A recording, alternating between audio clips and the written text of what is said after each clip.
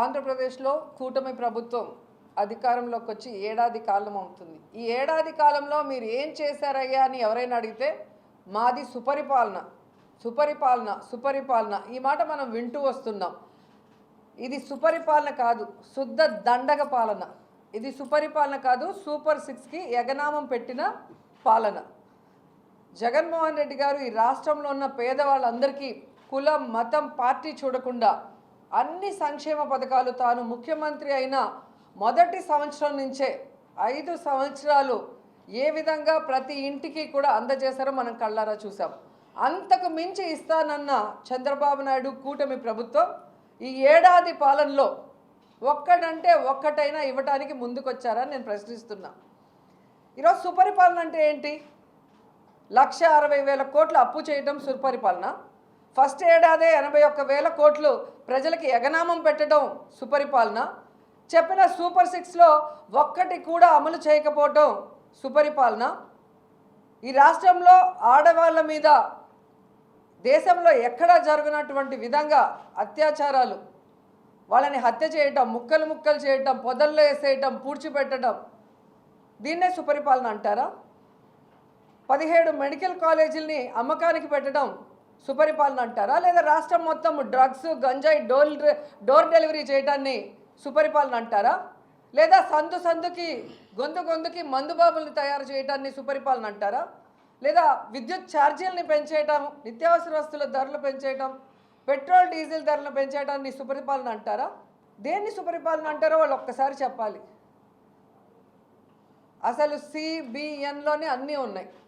C అంటే cheating, B అంటే బాధుడే బాధుడు, N అంటే నేరాలు.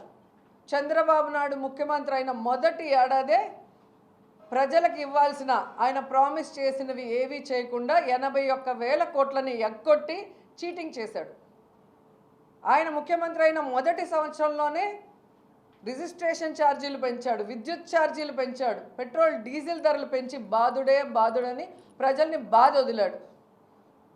చంద్రబాబు నాయుడు ముఖ్యమంత్రి అయిన మొదటి సంవత్సరంలోనే IAS ఆఫీసర్లని లేదు, IPS ఆఫీసర్లని లేదు, వైఎస్ఆర్సీపీ నాయకులని లేదు, ఎవరి మీద పడితే వాళ్ళ మీద తప్పుడు కేసులు పెట్టి కనీసం తప్పు చేశారా లేదా అనే వెరిఫికేషన్ కూడా లేకుండా రిమాండ్లకు పంపిన తర్వాత కూడా కేసుల మీద కేసులు పెడుతూ ఒక తప్పుడు రాజకీయానికి ఎలా తెరలేపి నేరాలు చేస్తున్నారో మనం అందరం కూడా చూస్తున్నాం. సో ఈరోజు ఒక తప్పుడు రాజకీయానికి విత్తనం పెట్టాడు. ఇది ఎక్కడ పోయి ముగుస్తుందో ఎవరికి అర్థం కాని పరిస్థితి ఈరోజు. ఎందుకంటే ప్రభుత్వంలో రావటం కోసం గత ప్రభుత్వం కన్నా బెటర్గా నేను సంక్షేమం చేస్తాను, అభివృద్ధి చేస్తాను అని చెప్పి ఈరోజు అవన్నీ గాలికి వదిలేసి ఈ విధంగా అధికార పార్టీనేమో లేకుండా చేయాలన్న ప్రయత్నం, ప్రజల్ని భయభ్రాంతులకి గురి చేస్తూ రెడ్ బుక్ రాజ్యాంగం అంటూ తామిచ్చిన ఎల్లో బుక్ మేనిఫెస్టోని పక్కన పెట్టడం అనేది కరెక్ట్ కాదు. ఈ సంవత్సర కాలంలో మీరు చూడండి, ఏది చేయకుండా మళ్ళీ సిగ్గు లేకుండా కళ్ళార్పకుండా ఎంత బాగా అబద్ధం అంటే సూపర్ 6 మేము చేసేసాం అని ఒక ముఖ్యమంత్రి నిస్సిగ్గుగా అబద్ధం చెప్తుంటే ప్రజలు ఆశ్చర్యపోతున్నారు. మళ్ళీ మాట్లాడతారు, ఎవరైనా సూపర్ 6 గురించి మాట్లాడితే వాళ్ళకి నాలుక మందం అంట. మీరు ప్రజలకు ఇస్తామన్నవి ఇవ్వకుండా నాలుక మడత పెట్టినట్టు ఇవన్నీ మడత పెట్టేసి అడిగినవాడికి నాలుక మందం అంటే ప్రజలు ఏమన్నా పిచ్చోళ్ళు అనుకుంటున్నారా? చంద్రబాబు నాయుడు గారు, లోకేష్ గారు, పవన్ కళ్యాణ్ గారు అని ప్రశ్నిస్తున్నా.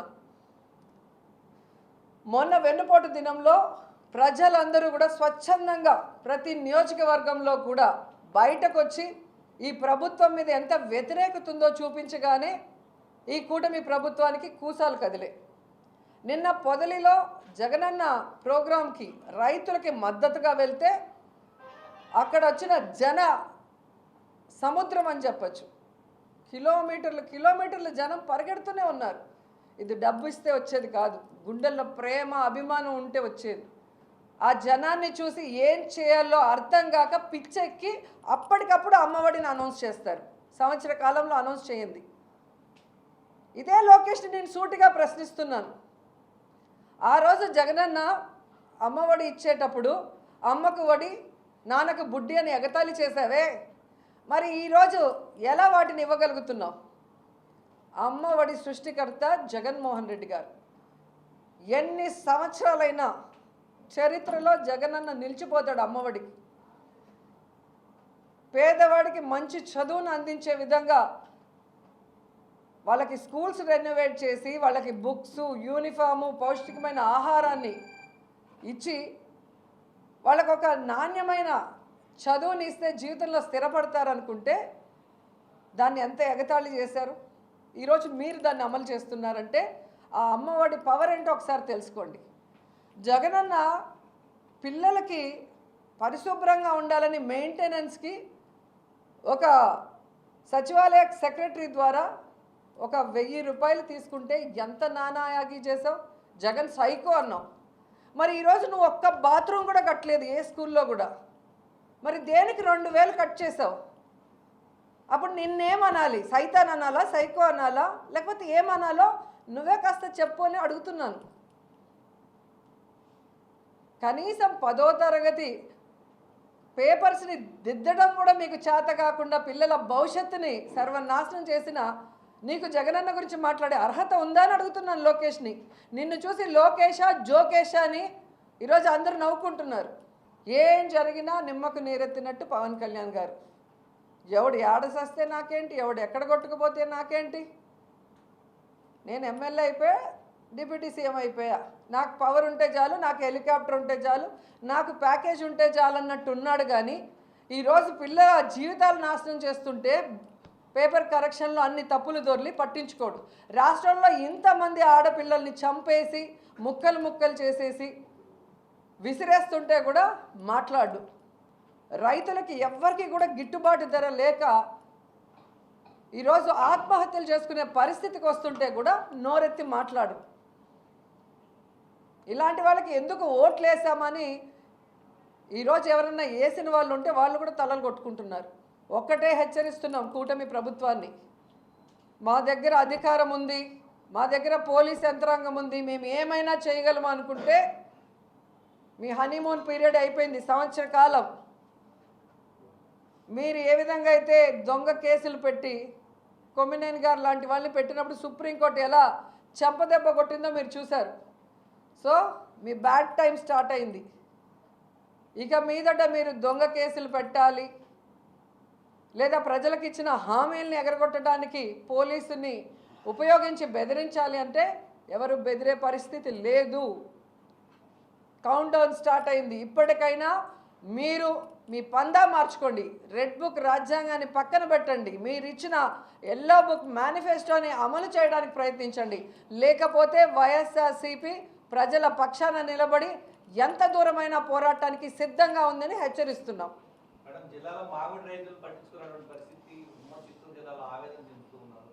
నిజంగా చంద్రబాబు నాయుడు చిత్తూరు జిల్లాలో పుట్టినందుకు చిత్తూరు జిల్లా వాసులందరూ సిగ్గుపడి తలదించుకుంటున్నారు. జగన్మోహన్ రెడ్డి గారు రైతుల్ని రాజులాగా చూసుకున్నారు, తన తండ్రి వైఎస్ఆర్ గారు లాగే. రైతు బాగుంటే రాష్ట్రం బాగుంటుంది, దేశం బాగుంటుందని నమ్మారు. కాబట్టే రైతు అడిగింది అడగంది రెండూ చేశారు తండ్రి కొడుకులు. కానీ ఈరోజు రైతుల పరిస్థితి మళ్ళీ ఆత్మహత్యల వైపుకు వెళ్ళటం అనేది మనం గమనిస్తున్నాం. జగనన్న ఉన్నప్పుడు 40-50 రూపాయలు పోయిన కిలో ఇప్పుడు 4 రూపాయలు 5 రూపాయలు కూడా పోలేదంట. నిన్నెవరో చెప్పి బాధపడుతున్నారు. ఇక్కడైతే తిరుపతిలో కొన్ని వాళ్ళ సామాజిక వర్గానికి చెందిన ఫ్యాక్టరీల్లో వాళ్ళవి మాత్రమే అన్లోడ్ చేసుకుంటున్నారు, మిగతా వాళ్ళవి చేసుకోవట్లేదని నాకు చెప్పినప్పుడు నిజంగా ఆశ్చర్యపోయాను, ఇలా కూడా ఉంటుందా అని. ఇదే విధంగా మనం కనుక చేసుంటే ఈ రాష్ట్రంలో ఓన్లీ వైఎస్ఆర్సీపీ వాళ్ళకి మాత్రమే సంక్షేమ పథకాలు, ఓన్లీ వైఎస్ఆర్సీపీ వాళ్ళకే ఏదైనా చేసుండి వీళ్ళలాగా తప్పుడు కేసులు పెడితే వీళ్ళు ఈ రాష్ట్రంలో బతికుండే వాళ్ళని నేను ప్రశ్నిస్తున్నా. రైతుల్లో కూడా క్యాస్ట్ చూసి, కులం చూసి, పార్టీ చూసి వాళ్ళను కూడా మోసం చేయడం అనేది దిగజారుడు రాజకీయం తప్ప మరొకటి కాదు. మేడం, కుటుంబ ప్రభుత్వంలో ఆలయాలను నేలమట్టం చేస్తున్నారు అంటే వాళ్ళు సనాతన ధర్మం ఉన్నారు, అంటే ఆ సనాతన ధర్మం పాటిస్తున్నారు. సనాతన యోధుడు ఎక్కడున్నాడో అర్థం కావట్లేదు.